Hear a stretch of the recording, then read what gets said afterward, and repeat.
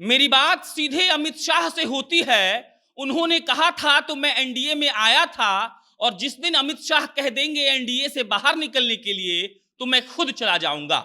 ये पहला था। दूसरा वाला ये रहेगा कि जब मुकेश सहनी से कहा गया कि संजय जायसवाल ने कहा है कि वो उन्होंने मर्यादा तोड़ी है, वो मर्यादा से आगे बढ़ गए हैं, और इसके बाद जब मुकेश सहनी कहते हैं कि बोचहां से हम ही चुनाव लड़ेंगे, हमको किसी से पूछकर डिसीजन नहीं लेना है, और हमने ये तय कर लिया है कि बोचहा सीट वीआईपी पार्टी की है और वीआईपी पार्टी ही वहां से चुनाव लड़ने वाली है, तब ऐसा लगा कि उत्तर प्रदेश के बाद झारखंड में अपनी पार्टी लॉन्च करने के बाद अब मुकेश सहनी बिहार में भी पीछे नहीं हटेंगे। जो लोग ये मांग कर रहे हैं कि मुकेश सहनी को अपने मंत्री पद से इस्तीफा दे देना चाहिए, उन लोगों को मुकेश सहनी ने करारा जवाब देते हुए कहा है कि हमको किसी से कुछ भी पूछना नहीं है, और एनडीए में हमको अमित शाह लाए थे, और अमित शाह बोलेंगे तो हम खुद ही चले जाएंगे। मुकेश सहनी, वो नाम जो उत्तर प्रदेश में एक वक्त गूंज रहा था, भले ही एक सच ये है कि उनकी पार्टी को एक भी सीट नहीं आई,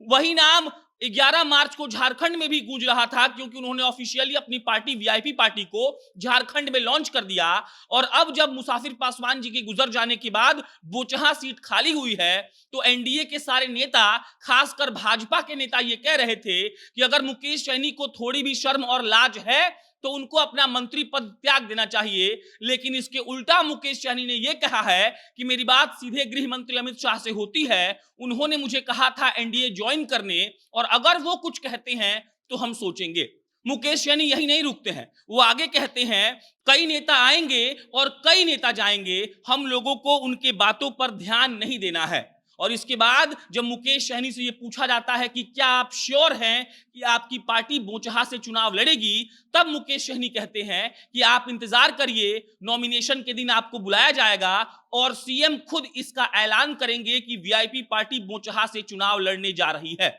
आपको बता दें कि 2020 के विधानसभा चुनाव में मुकेश सहनी की पार्टी को 11 सीटें भाजपा ने दी थी, जिसमें से 4 विधायक चुनकर आए थे, और बोचहा सीट से वीआईपी पार्टी के विधायक मुसाफिर पासवान जी थे जो गुजर गए। और इसके बाद अभी यहां उपचुनाव का ऐलान हो गया है, और उपचुनाव के ऐलान के बाद राजनीतिक सरगर्मी बढ़ चुकी है। यह कहा जा रहा है कि मुकेश सहनी को नहीं लड़ना चाहिए भाजपा के द्वारा, और मुकेश सहनी उल्टा ये कह रहे हैं कि जो भाजपा के नेता इस बात का विरोध कर रहे हैं कि वीआईपी पार्टी वहां से चुनाव लड़ेगी, आप देखिएगा कि नॉमिनेशन के बाद वही लोग समर्थन करेंगे वीआईपी पार्टी का। आप इसे समझ सकते हैं कि कहीं ना कहीं मुकेश सहनी की किसी से बात हुई होगी, तभी वो इतने कंफर्म है और ये बात कह रहे हैं कि वीआईपी पार्टी ही बोचहा से चुनाव लड़ेगी और कैसे भी वहां से वो जीत कर पहुंचेगी। मुकेश सहनी एमएलसी चुनाव में भी दावेदारी कर रहे थे, उन्होंने कोशिश किया कि उनको एक आध दो सीट मिल जाए, लेकिन जब उनको सीट नहीं मिला तो अभी लेटेस्ट खबर यह है कि जो 24 सीटों पर एमएलसी का चुनाव होना है, उनमें से 15 सीटों पर मुकेश सहनी की पार्टी ने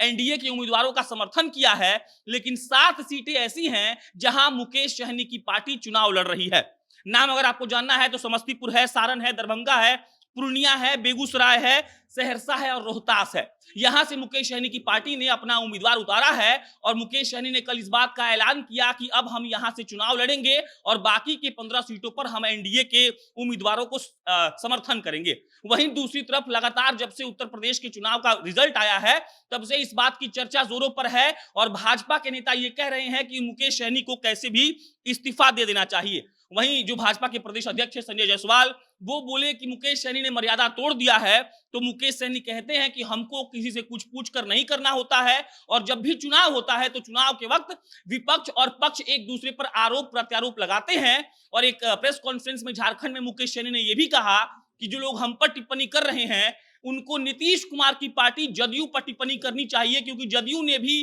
उत्तर प्रदेश में चुनाव लड़ा था। आगे मुकेश सहनी ये भी बोल जाते हैं कि हम लालू यादव की विचारधारा के लोग हैं, जो समाजवाद और गरीबों का भला करने के बारे में सोचते हैं। और इसके बयान के जब पूछा गया भाजपा के नेताओं से इस बयान पर टिप्पणी, तो उन्होंने कहा कि लालू के विचारधारा को सपोर्ट करने वाले किसी भी व्यक्ति को हम समर्थन नहीं देते हैं। आप समझते जाइए कि बिहार की राजनीति किस तरह से करवट ले रही है। जो मुकेश सहनी 2020 के बिहार विधानसभा चुनाव में तेजस्वी यादव के प्रेस कॉन्फ्रेंस से उठकर चले गए थे, वही मुकेश सैनी को भाजपा ने सहारा दिया और आज वही मुकेश सैनी कह रहे हैं कि हम लालू यादव के कट्टर समर्थक हैं, उनके विचार को मानने वाले लोग हैं। उत्तर प्रदेश में हमने देखा कि कैसे मुकेश सैनी ने भयंकर कैंपेनिंग की भाजपा के विरोध में और भले वो एक भी सीट नहीं जीत पाए लेकिन उनको अच्छा खासा वोट भी आया और उसके तुरंत बाद उन्होंने 14 मार्च को जाकर, माफ कीजिएगा 13 मार्च को जाकर झारखंड में अपनी पार्टी लॉन्च कर दी और अब वो 7 सीटों पर अपना एमएलसी का उम्मीदवार उतार चुके हैं। वहीं 15 सीटों पर उन्होंने कहा है कि हम एनडीए का समर्थन करेंगे। मुकेश सैनी की एक बात जो पिछले 5-6 दिन से हम देख सकते हैं वो ये है कि उनको इस बात का भरोसा है कि सीएम नीतीश कुमार उनका समर्थन करेंगे। वो लगातार ये कह रहे हैं कि नीतीश कुमार खुद ही ऐलान करेंगे कि बोचहां से एनडीए का जो प्रत्याशी है वो वीआईपी पार्टी का होगा। अपितु उल्टा ये जो बात है ये है कि भाजपा के नेता ये कह रहे हैं कि भाजपा वाले वहां से चुनाव लड़ेंगे। ये तो वक्त बताएगा, 2-4-5 दिन में हमें क्लियर हो जाएगा क्या होता है। बाकी मुकेश सैनी जिस तरीके से बिहार की राजनीति में अपना पैर पसारने का प्रयास कर रहे हैं और साथ में उत्तर प्रदेश और झारखंड में अपनी उपस्थिति दर्ज कराने का भी प्रयास कर रहे हैं, उससे यही लगता है कि वो अब पीछे मुड़कर देखना नहीं चाहते हैं। वो चाहते हैं कि अपने समाज को इकट्ठा करें और आकर यहां बदलाव करें। बाकी इस पर अन्य कोई भी अपडेट आएगा तो आपको हम बताएंगे। मेरा नाम प्रशांत राय है, आप जनता जंक्शन देख रहे थे। बहुत बहुत धन्यवाद।